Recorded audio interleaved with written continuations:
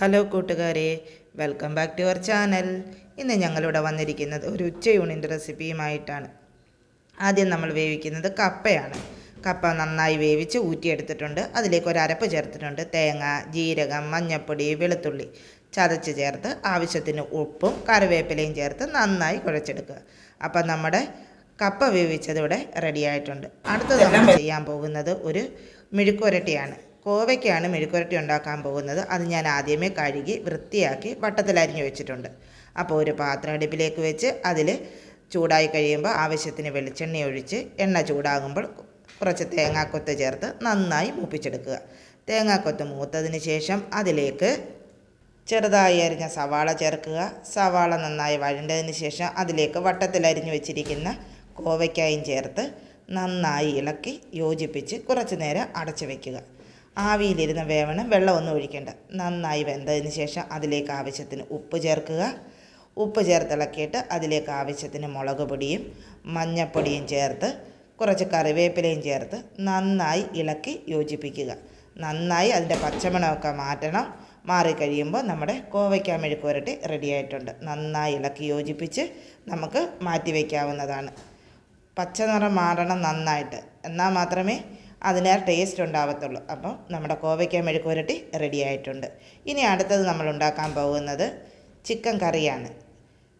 ആവശ്യമുള്ള സവാള പൊളിച്ച് അരിഞ്ഞെടുത്ത് മാറ്റി വയ്ക്കുക. ഒരു കുക്കർ എടുത്ത് അടുപ്പേ വെച്ച് ചൂടാക്കി അതിലേക്ക് ആവശ്യത്തിന് എണ്ണ ഒഴിച്ച് എണ്ണ ചൂടാകുമ്പോൾ കുറച്ച് കടുക് പൊട്ടിക്കുക. എല്ലാവരും കടുകൊന്നും പൊട്ടിക്കില്ല, ഇഷ്ടമുള്ളവർക്ക് പൊട്ടിക്കുക. കടുക് പൊട്ടിച്ചതിന് ശേഷം അതിലേക്ക് ആവശ്യത്തിന് തേങ്ങാക്കൊത്ത് ചേർക്കുക. തേങ്ങാക്കൊത്ത് ഒന്ന് വഴണ്ടി വരുമ്പോൾ അതിലേക്ക് ഇഞ്ചി വെളുത്തുള്ളി ചതച്ചത് ചേർക്കുക. ഇഞ്ചിയും വെളുത്തുള്ളിയും ചതച്ചതിൻ്റെ പച്ചനിറം മാറുമ്പോൾ ആവശ്യമുള്ള സവാള ചേർക്കുക. ഗ്രേവിക്ക് ആവശ്യമുള്ളത്ര സവാള ചേർക്കുക. ആവശ്യമുള്ള സവാള ചേർത്ത് നന്നായി ഇളക്കി യോജിപ്പിക്കുക. സവാള നന്നായി വഴറ്റിയെടുക്കുക. ആവശ്യത്തിന് ഉപ്പ് ചേർക്കുക. ആവശ്യത്തിന് കറിവേപ്പിലയും ചേർക്കുക. ഇവ നന്നായി വഴണ്ടിയതിന് ശേഷം അതിലേക്ക് നമുക്ക് പൊടിവർഗ്ഗങ്ങൾ ചേർക്കാം.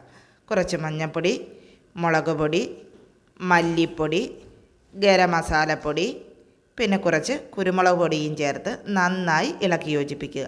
അതിലേക്ക് നമ്മൾ നേരത്തെ തന്നെ ചിക്കൻ പുരട്ടി വെച്ചിട്ടുണ്ടായിരുന്നു. കുറച്ച് മുളക് പൊടിയും മഞ്ഞൾപ്പൊടിയും ഉപ്പും ഒക്കെ ചേർത്ത് പുരട്ടി വെച്ചിട്ടുണ്ടായിരുന്നു. അത് ഇതിലേക്കിട്ട് ഇളക്കി ഒരു വിസിൽ കേൾക്കത്തക്ക വിധത്തിൽ അടിക്കുക. ഒരു വിസിൽ മതി, അല്ലെങ്കിൽ ചിക്കൻ അങ്ങ് കുഴഞ്ഞു പോകും. ദണ്ടപ്പം നമ്മുടെ ചിക്കൻ കറി റെഡി ആയിട്ടുണ്ട്. അടുത്തത് നമ്മൾ ചെയ്യാൻ പോകുന്നത് വെള്ളരിക്ക പച്ചടിയാണ്. നമ്മുടെ അയ്യത്തുനിന്ന് പറിച്ചതാ വെള്ളരിക്ക കേട്ടോ.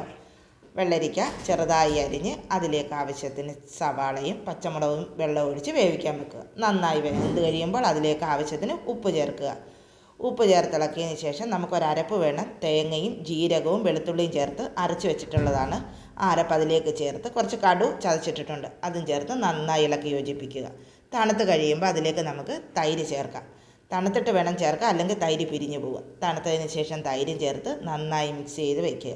പിന്നെ നമുക്ക് കടുക് വറുത്തിടണം. കടുക് വറുക്കാൻ എല്ലാവർക്കും അറിയാം. ചെറിയ ഉള്ളിയും കറിവേപ്പിലയും വറ്റൽമുളകും കടുകും എല്ലാം കൂടെ പൊട്ടിച്ച് ഇതിലേക്ക് ഒഴിക്കുമ്പോൾ നമ്മുടെ പച്ചടി റെഡിയായിട്ടുണ്ട്. അപ്പോൾ ഇന്നത്തെ ഉച്ചയൂണ് റെഡിയായിട്ടുണ്ട്. പാത്രത്തിലേക്ക് ചൂട് ചോറ് വിളമ്പിയിട്ടുണ്ട്. അതിലേക്ക് പച്ചടി, കോവയ്ക്ക മെഴുക്കുവരട്ടി, കപ്പ വേവിച്ചത്, ചിക്കൻ കറി. അപ്പം ഇന്നത്തെ വീഡിയോ ഇത്രയേ ഉള്ളൂ. അപ്പം ഞങ്ങളുടെ ഈ വീഡിയോ നിങ്ങൾക്ക് ഇഷ്ടപ്പെട്ടിട്ടുണ്ടെങ്കിൽ ലൈക്ക് ചെയ്യൂ, ഷെയർ ചെയ്യൂ, സബ്സ്ക്രൈബ് ചെയ്ത് സപ്പോർട്ടും കൂടി ചെയ്യണേ. ഇതുപോലുള്ള വീഡിയോസ് നിങ്ങൾക്ക് കാണണമെങ്കിൽ ദയവായി കമൻറ്റ് ചെയ്താൽ മതി. അപ്പോൾ നമ്മൾ വീണ്ടും ഇത്തരത്തിലുള്ള വീഡിയോസ് ഇടുന്നതാണ്. അപ്പം താങ്ക്